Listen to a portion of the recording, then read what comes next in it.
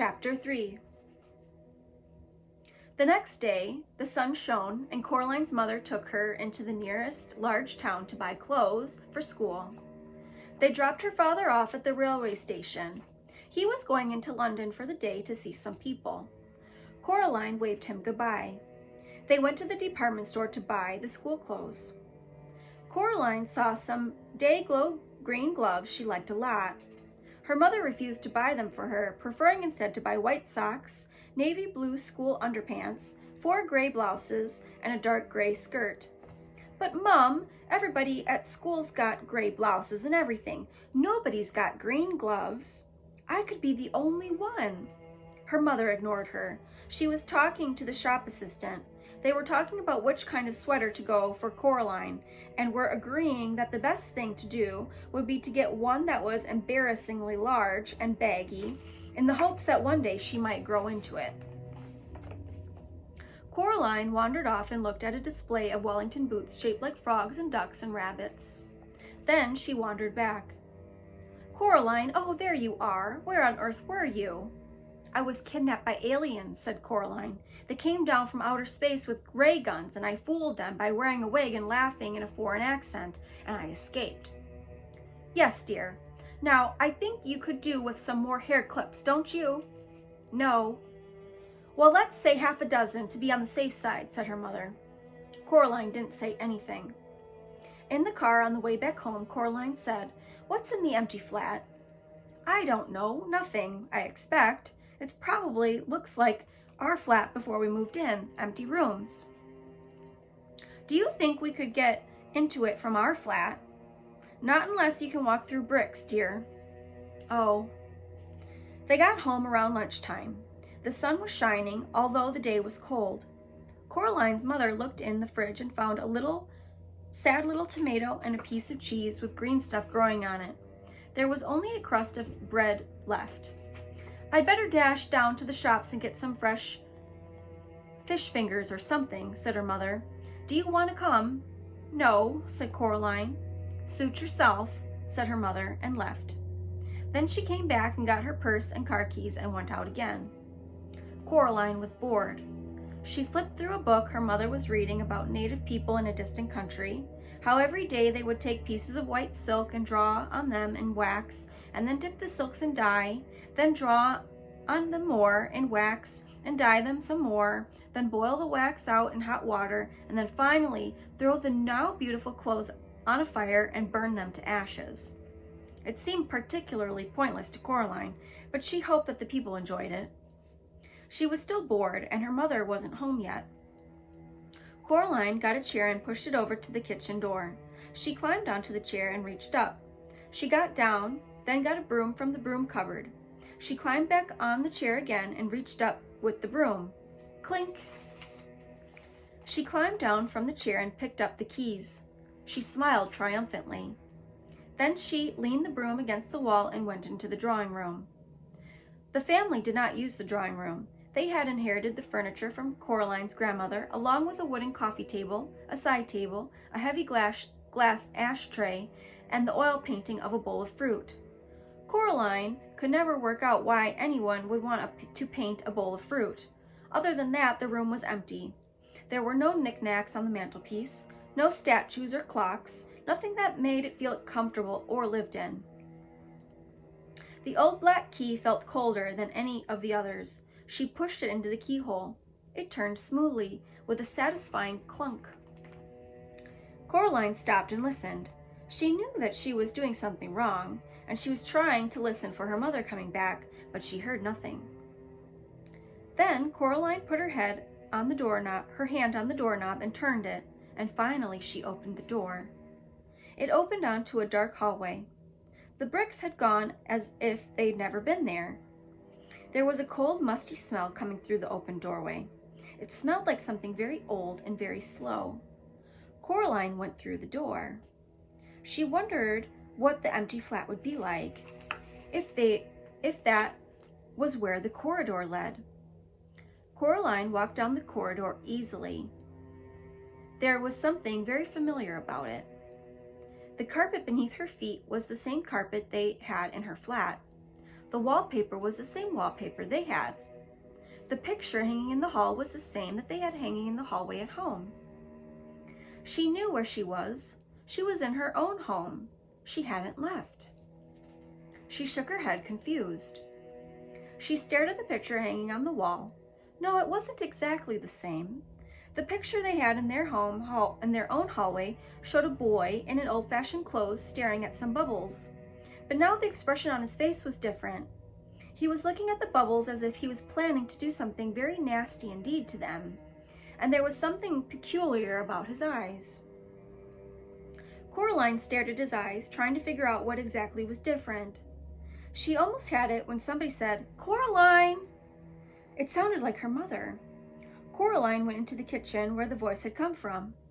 A woman stood in the kitchen with her back to Coraline.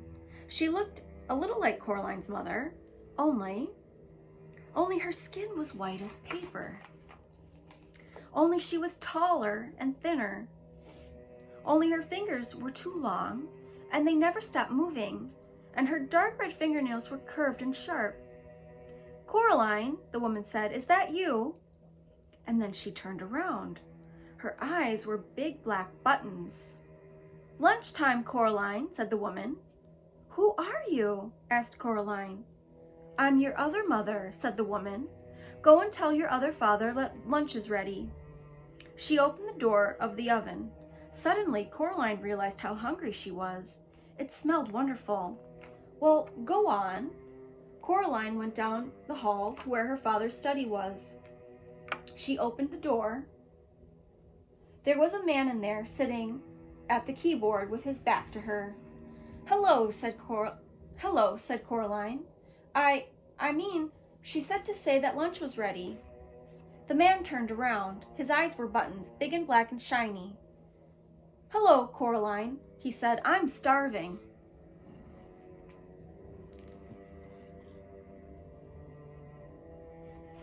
He got up and went with her into the kitchen.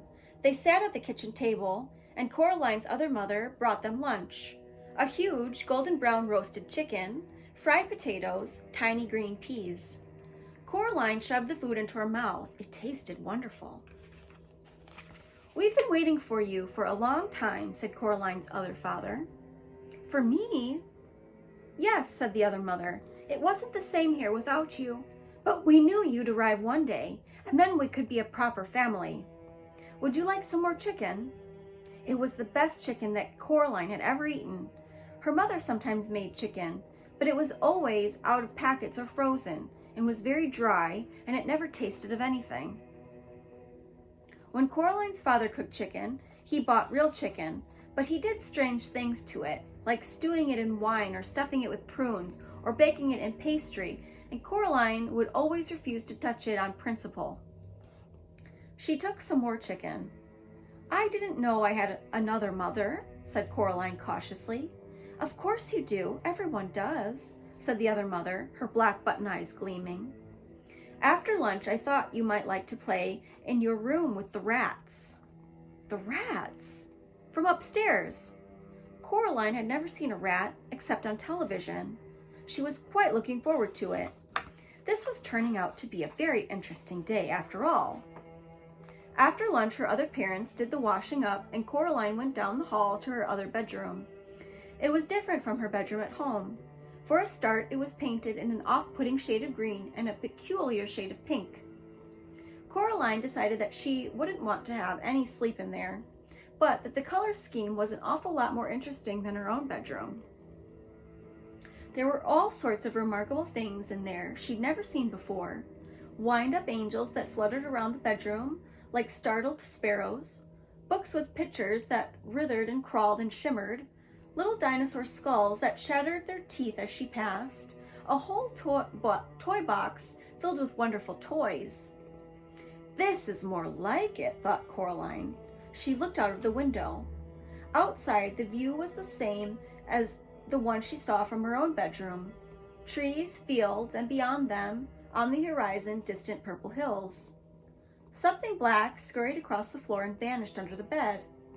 Coraline got down on her knees and looked under the bed. 50 little red eyes stared back at her. "Hello," said Coraline. Are you the rats?" They came out from under the bed, blinking their eyes in the light.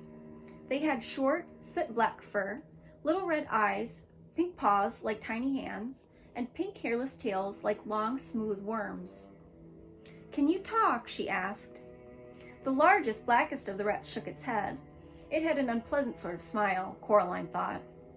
"Well," asked Coraline, "what do you do?" The rats formed a circle.